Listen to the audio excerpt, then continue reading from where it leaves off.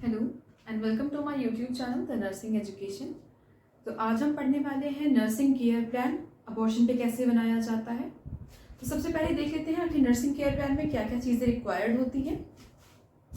सबसे पहले होता है असेसमेंट। अब असेसमेंट दो तरीकों से होता है, एक होता है सब्जेक्टिव डेटा और एक होता है ऑब्जेक्टिव डेटा। सब्जेक्टिव डेटा वो होता है जो बेनिफिशियरी होता है या जो पेशेंट होता है वो खुद आपसे कंप्लेन कर रहा होता है, यानी कि ये डेटा सब्जेक्ट खुद आपको प्रोवाइड कर रहा होता है। नेक्स्ट आता है ऑब्जेक्टिव डेटा। ऑब्जेक्टिव डेटा वो होता है जो आप उसके रेफरेंस में गैदर करते हो, मतलब कि जो कंप्लेन आपसे पेशेंट ने करी है उसके रेफरेंस में आपने जो चीजें देखी हैं, ठीक है, उसको हम बोलेंगे ऑब्जेक्टिव डेटा। ये आप देख रहे हो, आप इसमें कोई भी तरीके की टेक्निक यूज कर रहे हो या कोई टूल यूज कर रहे हो या फिर कोई इंस्ट्रूमेंट यूज कर रहे हो जिससे कि आपको वो प्रॉपर साइन मिल रहा है कि हाँ, जो सब्जेक्ट आपको कंप्लेन कर रहा है वो कितनी वैलिड है। नेक्स्ट आता है आपका डायग्नोसिस। तो डायग्नोसिस हम बनाते हैं नंदा डायग्नोसिस के अकॉर्डिंग कि क्या प्रॉब्लम है, किसकी रिलेटेड है, मतलब कि एक प्रॉब्लम स्टेटमेंट होता है वो किस चीज से रिलेटेड होता है और आप उसका एविडेंस कैसे कलेक्ट कर रहे हो। इस पूरी वे में आपका बनता है डायग्नोसिस, जिसे हम नर्सिंग डायग्नोसिस बोलते हैं और जिसे हम नंदा डायग्नोसिस के अकॉर्डिंग बनाते हैं। फिर आता है प्लानिंग या तो एम। अब इसका क्या मतलब है कि प्लानिंग में आप क्या करोगे। प्लानिंग में आप उस पर्टिकुलर जो आपको डेटा मिला है, जैसे सपोज अगर एक पेशेंट ने कंप्लेन करी है कि उसको पेन हो रहा है, तो उसको रिजॉल्व करने के लिए या उसको कम करने के लिए आप क्या करने वाले हो। आपकी प्लानिंग सबसे पहले आपके पास एक क्लियर होनी चाहिए कि आपका पहला मेन मोटिव क्या है, कि आप वहां पे पेन को रिड्यूस करना चाह रहे हो, सपोज दैट। नेक्स्ट आता है इंटरवेंशन। अब इंटरवेंशन क्या होते हैं कि उस पर्टिकुलर गोल को अचीव करने के लिए आप कौन कौन से फर्दर स्टेप्स लेने वाले हो। जैसे यहाँ पे क्या है, प्लानिंग या फिर एम में आपके पास एक गोल आपको मिल गया कि आप करने क्या चाहते हो, ठीक है। अब उस एक गोल को अचीव करने के लिए आप पर्टिकुलरली कौन कौन से स्टेप्स में आगे बढ़ रहे हो, उसमें आता है इंटरवेंशंस। नेक्स्ट आता है रेशनल, यानी कि वो आप क्यों कर रहे हो। जैसे कि अगर मान लो आप किसी को मेडिसिन दे रहे हो तो उस मेडिसिन का क्या काम है, ठीक है। इस तरीके से रेशनल आ जाता है कि मतलब आप ये जो काम करने जा रहे हो उसका एग्जैक्टली क्या यूज है। फिर आता है इम्प्लीमेंटेशन। इम्प्लीमेंटेशन में होता है कि जो आपने इंटरवेंशन बनाया था अब वो आपने जो पर्सन है उस पर अप्लाई कर दिया है। और लास्ट में आता है आपका इवेल्युएशन या फिर रिजल्ट। अब इसमें क्या होता है कि आपके पास एक गोल सेट था, आपने उस पर कई सारे स्टेप्स में उस पे काम किया ताकि उस गोल को आप अचीव कर सके। तो इवेल्युएशन में आप क्या देखते हो कि जो आपने सोचा था उस अकॉर्डिंग आपने कितना मूव किया है अहेड, मतलब आप कितना फॉरवर्ड उसमें मूव करे हो। पेशेंट के जो सिम्टम्स हैं वो रिलीव हो रहे हैं कि नहीं हो रहे, आप उसमें कितना अचीव कर पाए हो, ये आ जाता है इवेल्युएशन या फिर रिजल्ट में। तो अब हम सबसे पहले बात करने वाले हैं यहाँ पे, ये हमारा पहला नर्सिंग केयर प्लान है, ये है नर्सिंग डायग्नोसिस। इसकी पहली है acute pain related to uterine cramping and possible procedure, ठीक है। अब यहाँ देखो नंदा डायग्नोसिस के अकॉर्डिंग ही बना है। सबसे पहला है एक्यूट पेन, यहाँ जो पेशेंट है वो पेन के लिए कंप्लेन कर रहा है, ठीक है। अब ये क्यों हो सकता है, रिलेटेड किसकी वजह से हो सकता है ये पेन, आइदर यूट्राइन क्रैम्पिंग या तो फिर अगर जैसे पॉसिबली जो भी प्रोसीजर्स हुए हैं फीमेल के साथ मे बी उनकी वजह से, ठीक है। अब आप इसको एविडेंस कैसे कर रहे हो, आप इसको एविडेंस कर रहे हो पेशेंट के वर्बलाइजेशन से, ठीक है। यहाँ पे आपके पास सारी चीजें क्लियर हो गई। सबसे पहले आपके पास एक प्रॉब्लम आ गई कि एक्यूट पेन है उसको। अब पेन क्यों है, या तो उसको यूट्राइन क्रैम्पिंग्स हो रही है, आइदर क्या है जो भी डीएनसी का प्रोसीजर या तो डीएनई का प्रोसीजर हुआ है, मे बी कोई पॉसिबल प्रोसीजर हो जिसकी वजह से उसको मतलब उसकी वजह से उसको पेन हो, ठीक है। ये आप एविडेंस कैसे कर रहे हो, यहाँ पे आपको पेशेंट वर्बलाइजेशन मिल रहा है, यानी कि पेशेंट आपसे कंप्लेन कर रहा है। पेशेंट वर्बलाइजेशन है यहाँ पे आपका सब्जेक्टिव डेटा, ठीक है। तो आपने की सब्जेक्टिव डेटा आपको मिल रहा है कि एक्यूट पेन है फीमेल को। नेक्स्ट आता है कि अब आपका ये डायग्नोसिस बन चुका है, अब आपको इंटरवेंशन उस पर लेना है। अब आपके यहाँ ऑब्वियस है प्लानिंग क्लियर हो गई, पेन है तो हम पेन को डिक्रीज करना चाह रहे हैं, यही हमारी प्लानिंग है, ठीक है। फिर क्या आता है इंटरवेंशन, कि अब उस पेन को डिक्रीज करने के लिए हम आखिर क्या करेंगे। ठीक है, हमारा पहला काम तो है पेन कम करवाना। तो देखिए, जब हम कोई भी काम करने पड़ते हैं तो सबसे जरूरी क्या होता है कि हम उसका बेसलाइन डेटा ले लें। बेसलाइन कि जैसे अगर मान लो किसी को टेम्परेचर है तो हम पहले जानेंगे ना कि उसका क्या टेम्परेचर है एग्जैक्टली। ठीक है, अगर उसको हाइपरथर्मिया है या हाइपोथर्मिया है तो उसका टेम्परेचर एग्जैक्ट क्या है, यानी कि हमने उसकी बेसलाइन डेटा ले लिया। तो यहाँ पे हम बेसलाइन डेटा कैसे ले रहे हैं, हम यहाँ डिग्री ऑफ पेन को एसेस करेंगे। ठीक है, कि वो जो पेन है उसकी डिग्री क्या है। ठीक है, और वो हम कैसे करेंगे, वाया पेन स्केल। ठीक है, पेन स्केल के थ्रू हम क्या देखेंगे कि उसका जो पेन है वो किस लेवल पे है, उसकी इंटेंसिटी क्या है।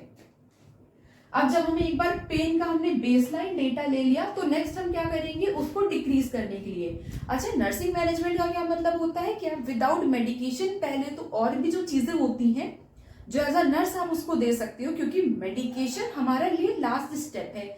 जब कोई और चीज काम नहीं करती है तब हम क्या करते हैं, तब हम मेडिकेशन को यूज करते हैं, अगर हमें इसके अलावा और कोई आउटकम नहीं मिल रहा होता, किसी और चीज से आउटकम नहीं मिल रहा होता। तो ये याद रखिएगा, आपका जो भी मेडिकेशन का पॉइंट होगा ना वो सबसे लास्ट होगा, और सबसे पहला पॉइंट हमेशा आपका क्या होगा, आप बेसलाइन डेटा एसेस करोगे किसी भी चीज की।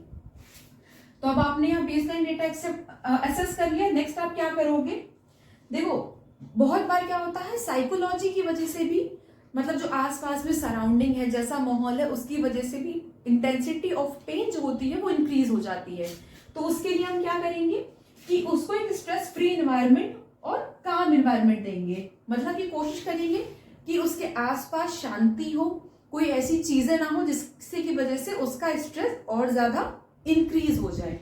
ठीक है, नेक्स्ट हम क्या करेंगे, उसे कंफर्टेबल पोजीशन प्रोवाइड कराएंगे। कई बार क्या होता है कि अगर बहुत अनकंफर्टेबल पोजीशन है तो उसकी वजह से भी पेन की इंटेंसिटी बढ़ जाती है। तो हम नेक्स्ट क्या करेंगे, उसको एक कंफर्टेबल पोजीशन प्रोवाइड कराएंगे फीमेल को। नेक्स्ट क्या आता है, उसको इंस्ट्रक्ट करेंगे फॉर डाइवर्जनल थेरेपी। अब यहाँ क्या हम कर रहे हैं, हम उसकी साइकोलॉजी के साथ ही एक तरीके से हम डील कर रहे हैं। यहाँ पे हमने क्या करा, उसको एक डाइवर्जनल थेरेपी दे दी। मान लो उसको मूवी देखना पसंद है या कोई और चीज पसंद है, पेपर पढ़ना पसंद है, तो हमने क्या करा, उसके माइंड को पेन से हटा के किसी और चीज पे हमने डाइवर्ट कर दिया। ठीक है, यहाँ पे हमने उस पर डाइवर्जनल मेथड के थ्रू हमने उसका ध्यान पेन से हटा के कहीं और कर दिया।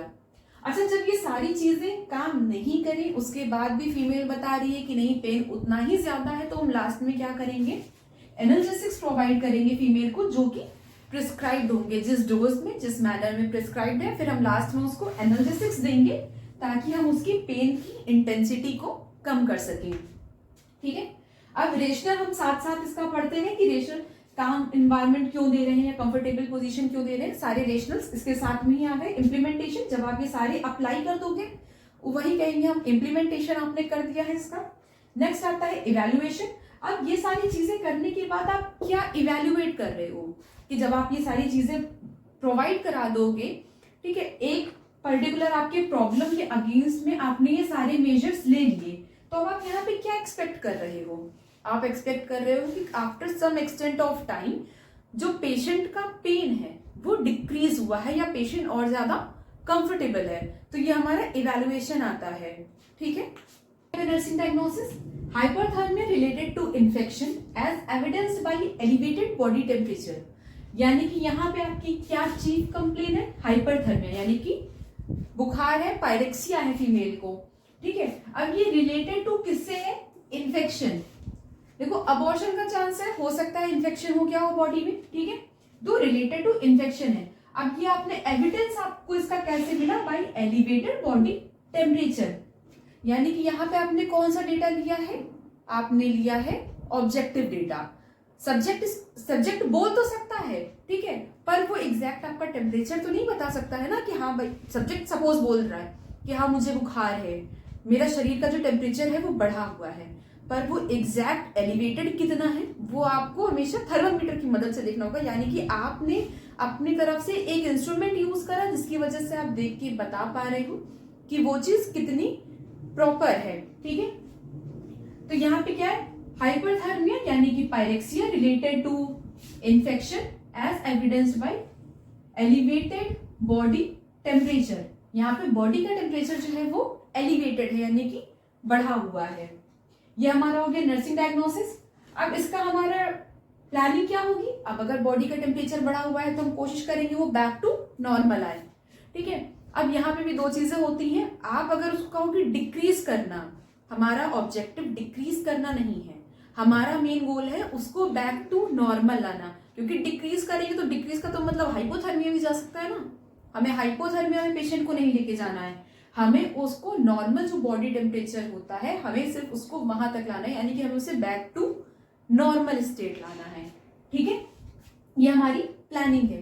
अब उस प्लानिंग को अचीव करने के लिए हम क्या करेंगे, मतलब हम कौन कौन सी चीजें करेंगे? तो इंटरवेंशन में सबसे पहले वही हमने पहले कहा था, जैसे सबसे पहले हम उसका बेसलाइन डेटा लेंगे, ठीक है, कि ग्राउंड लेवल पे आखिर क्या चीज है, यानी बेस उसका क्या है। तो हम यहाँ पे उसका वाइटल साइन चेक करेंगे। अब वाइटल साइन में हम वो भी मेन वाइटल कौन सा है जिसको हम देखना चाह रहे हैं, वो है टेम्परेचर, ठीक है। यहाँ हम उसकी बॉडी का टेम्परेचर देखना चाह रहे हैं कि आखिर उसकी बॉडी का टेम्परेचर कितना है, ठीक है। सबसे पहले हम उसका टेम्परेचर देखेंगे कि उसका टेम्परेचर कितना है। अब हमारा दूसरा पॉइंट क्या होगा, हम उसे एक काम इन्वायरमेंट देंगे, शांति भरा इन्वायरमेंट देंगे, ठीक है। एक प्रॉपर वेंटिलेटेड रूम देंगे, बहुत सफोकेटिंग रूम नहीं देंगे, ठीक है, मतलब एयर जिसमें आ जा रही हो, क्रॉस वेंटिलेशन प्रॉपर हो। नेक्स्ट क्या करेंगे, अगर पेशेंट को शिवरिंग नहीं है, ठीक है, शिवरिंग है तो एक अलग चीज हो गई, अगर शिवरिंग उसको नहीं है तो हम क्या करेंगे, उसको कोल्ड स्पंजिंग देंगे, ठीक है। कोल्ड स्पंजिंग के थ्रू हम क्या करेंगे, उसके बॉडी के टेम्परेचर को नॉर्मल लाने की कोशिश करेंगे। अगर इन सारी चीजों से भी कुछ नहीं होता तो हम क्या करेंगे, हम मेडिकेशन की तरफ आगे बढ़ेंगे। अब मेडिकेशन वो जो कि प्रिस्क्राइब करी हो डॉक्टर ने, मतलब यही है medication as prescribed by the physician, ठीक है। एंड में हम क्या करेंगे, उसको मेडिकेशन दे देंगे ताकि उसका बॉडी का जो टेम्परेचर है हम उसे बैक टू नॉर्मल ले आए, ठीक है। रेशनल हमने हर चीज का साथ में देख लिया। इम्प्लीमेंटेशन मतलब कि आप ये सारी चीजें जब इम्प्लीमेंट कर दोगे वही इम्प्लीमेंटेशन हो जाएगा। और आता है लास्ट इसका इवैल्यूएशन। अब जब आपने ये सारी चीजें इम्प्लीमेंट कर दी पेशेंट पे, तो आप क्या इवैल्यूएट कर रहे हो कि इसका एंड रिजल्टेंट आपको क्या मिला होगा। आपने देखा कि उसकी बॉडी का टेम्परेचर कुछ समय बाद नॉर्मल हो रहा है, वही चीज है after some extent of time body temperature will come back to normal. आपने यहाँ क्या देखा कि बॉडी टेम्परेचर जो है वो बैक टू नॉर्मल आ रहा है। तो ये था हमारा सेकेंड नर्सिंग डायग्नोसिस हाइपरथर्मिया का। तो नेक्स्ट हमारा क्या पॉइंट आ जाता है, फ्लूइड वॉल्यूम डिफिसिट। अब फ्लूइड वॉल्यूम क्यों डिफिसिट हो रहा है, ये रिलेटेड हो सकता है मैटरनल ब्लीडिंग की, ठीक है। फ्लूइड वॉल्यूम डिफिसिट का क्या मतलब होता है कि बॉडी में फ्लूइड की कमी हो रही है, ठीक है। अब यहाँ पे फ्लूइड यानी कि हम यहाँ अब देखो यहाँ पे पर वजाइनल ब्लीडिंग आ रही थी देखने को, ठीक है।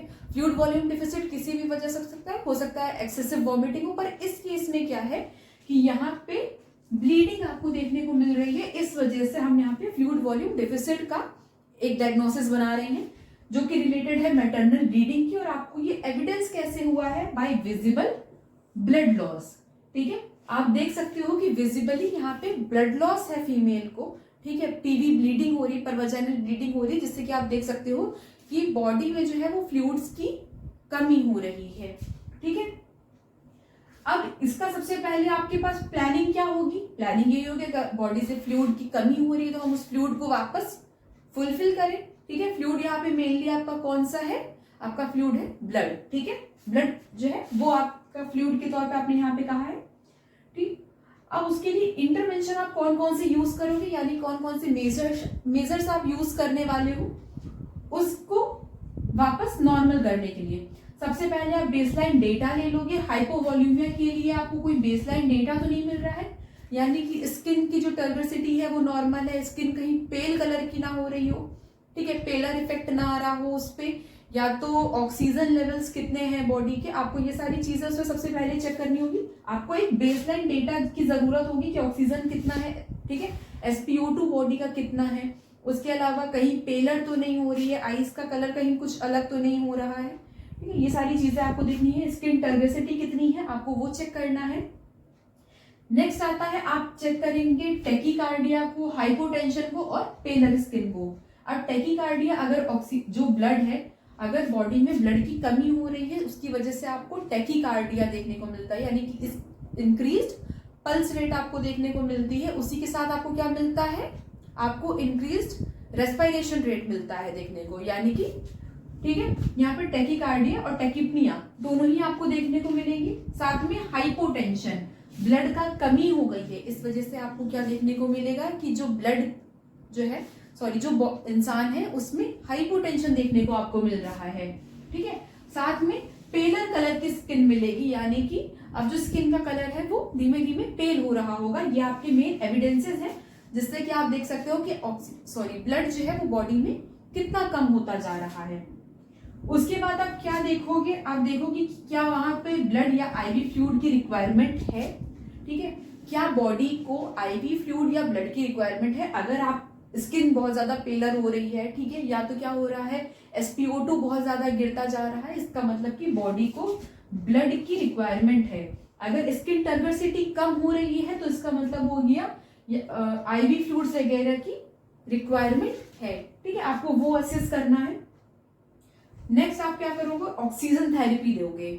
अब बॉडी में ऑक्सीजन की कमी हो रही है, ठीक है, जो पेशेंट है वो अनकॉन्शियस हो सकता है, तो अब वो अनकॉन्शियसनेस में ना जाए तो आप क्या करने वाले हो, आप उसको ऑक्सीजन थेरेपी देने वाले हो। नेक्स्ट आप क्या करोगे, एज अ नर्स आपका क्या काम होगा, आप यहाँ पे आईवी कैथेटर्स को, ठीक है, यानी कि आईवी कैन्युला को इंसर्ट कराओ ताकि ब्लड ट्रांसफ्यूजन या तो फिर आईवी ट्रांसफ्यूजन जो भी होना है वो इजिली परफॉर्म करा जा सके। आपने ये सारी चीजें कर दी, ठीक है। उसके बाद नेक्स्ट आपको क्या आता है कि अगर प्रिस्क्राइब्ड है तो उस हिसाब से उसको ब्लड या तो फिर कोई और फ्लूइड ट्रांसफ्यूजन पेशेंट को होगा। ठीक है, यहाँ पे ब्लड भी जो है वो प्रिस्क्राइब्ड होता है कि कौन सी कितना हीमोग्लोबिन उसका क्या है, उस हिसाब से उसको देना होगा। ठीक है, या तो उसका RH क्या है वो सब चेक किया जाता है। उसके बाद उसको कोई भी ब्लड दिया जाएगा और फ्लूइड तक दिया जाएगा। फ्लूइड में भी आप कई चीजें देखते हो, ऐसा नहीं है कि हम DNS कभी भी दे देंगे। अगर पेशेंट का जो है वो ब्लड शुगर बहुत ज्यादा है तो हम उसको DNS नहीं देने वाले। तो इसी वजह से जब सब कुछ एसेस हो जाएगा तो लास्ट में आप उसको फ्लूइड या तो फिर ब्लड ट्रांसफ्यूजन के लिए उसको आगे भेजोगे या उसको आगे जो है ये चीजें आप प्रोवाइड करवाएंगे। ठीक है, तो ये था नर्सिंग डायग्नोसिस और फ्लूइड वॉल्यूम डिफिसिट। अच्छा, तो इनका सबका रेशियो हमने आपको बता दी। इवैल्यूएशन क्या होता है, इवैल्यूएशन में आप देखोगे कि ब्लड जो है ऑक्सीजन लेवल बढ़ेंगे, SpO2 बढ़ेगा। ठीक है, उसके अलावा क्या होगा, आपका टैकीकार्डिया और टैकीपनिया आपको देखने को मिलेगा कि ये नॉर्मल हो रहा है। ठीक है, नॉर्मल रेस्पिरेशन रेट और नॉर्मल कार्डियक आपको आउटपुट देखने को मिलेगा। ठीक है, कार्डियक जो रिदम है वो नॉर्मल हो जाएगी। उसके अलावा जो स्किन का कलर है वो बेटर होगा पहले से। तो ये सारी चीजें आपको देखने को मिलेंगी जब आप ये सारे मेजर्स जो है वो अप्लाई कर देंगे। प्रोसेस क्या होगा, ये होगा anticipatory grieving related to loss of pregnancy as evidenced by patient verbalisation. अब यहाँ देखो एक ग्रीफ की कंडीशन देखने को मिलेगी। क्यों, क्योंकि लॉस ऑफ प्रेगनेंसी हुई है। जो फीमेल थी उसमें लॉस ऑफ प्रेगनेंसी हुई है, इस वजह से आपको ग्रीफ की कंडीशन देखने को मिलेगी। और ये आपको कैसे पता चल रही है, बाय पेशेंट वर्बलाइजेशन। पेशेंट के शब्दों से ही आपको समझ में आ जाएगा कि उसको उस चीज मतलब लॉस ऑफ प्रेगनेंसी को लेके दुख हो रहा है। ठीक है, अब इसके लिए आप क्या कर सकते हो, सबसे पहले तो आप असेस करोगे रिएक्शन ऑफ द पेशेंट। ठीक है, कि पेशेंट उस ग्रीफ को किस तरह से उस पर रिएक्ट कर रही है, वो बार्गेनिंग कर रही है या तो फिर वो पूरी तरह से उसको रिजेक्ट कर रही है, मतलब उसका रिएक्शन किस तरह से है इस लॉस ऑफ प्रेगनेंसी को लेके। नेक्स्ट क्या आता है, आप इंकरेज करोगे पेशेंट को to discuss out her feelings. अब यह बहुत ज्यादा जरूरी होता है कि जो पेशेंट है वो अपनी चीजों को किसी और के सामने रखे। अगर उसके मन में कोई क्वेश्चन है तो वो आपसे पूछ सकती है, या तो अपने पेरेंट के साथ या तो अपने पार्टनर के साथ चीजों को डिस्कस आउट कर सकती है। वो अपने फीलिंग्स को डिस्कस करेगी तो क्या होगा, किसी भी तरीके का साइकोलॉजिकल इलनेस होने की चांसेस जो है वो कम हो जाते हैं। ठीक है, डिप्रेशन वगैरह के जो चांसेस होते हैं आपको वो देखने को कम मिलते हैं। इसलिए हम क्या करेंगे, उसको इंकरेज करेंगे टू डिस्कस द फीलिंग्स। फिर एक और हमें काम करना है, देखिए काउंसलिंग के साथ हमें क्या ध्यान रखना है कि हम उसको फ्यूचर बियरिंग मतलब फ्यूचर चाइल्ड बियरिंग को लेके इतना ज्यादा फोकस ना हो जाए कि हम उसके करंट फीलिंग को निग्लेक्ट कर दें, ठीक है। तो यहाँ हमें किसी भी वे में मिनिमाइज नहीं करना है उसके करंट लॉस को, ठीक है। वो जो भी आपसे डिस्कस कर रही है या जो भी आपसे कह रही है, आप फ्यूचर बियरिंग को लेके इतना पॉजिटिव नहीं हो सकते हैं कि आप प्रेजेंट में जो उसको दुख है आप उसको पूरी तरह से निग्लेक्ट कर दो, ठीक है। मतलब do not minimise the loss by focusing on future child bearing, ठीक है। फिर क्या आता है, उसको कुछ टाइम दीजिए उसके पार्टनर के साथ ताकि वो चीजों को डिस्कस आउट कर सके। लास्ट आपको क्या करना है, आपको काउंसलिंग देनी है। काउंसलिंग कि वो फ्यूचर में चाइल्ड बेयर कर सकती है या फिर अगर किसी तरीके का हेल्थ रिलेटेड इशू है तो वो उसको लेके पहले अपना प्रॉपर मेडिकेशन करा ले, पूरी तरह से उस चीज को ट्रीट कर ले। उसके बाद क्या हो, वो नेक्स्ट टाइम प्रेगनेंसी के लिए ट्राई करे। तो इन सब चीजों पे आपको एक प्रॉपर काउंसलिंग देनी होगी कपल को, ठीक है। जो भी प्रॉब्लम है आप डिस्कस आउट करोगे, आप उस पर काउंसलिंग दोगे, ठीक है। ये हमारे टॉपिक होंगे। इसके बाद क्या होगा, आप देखोगे कि जो ग्रीफ का प्रोसेस है वो कम हुआ है। अब जो फीमेल है वो उतना ज्यादा वरीड नहीं है, वो उतना ज्यादा परेशान नहीं है। आपके समझाने के बाद वो चीजों को बेटर वे में समझ रही है। Sleep disturbance related to stress as evidence by patient वर्बलाइजेशन।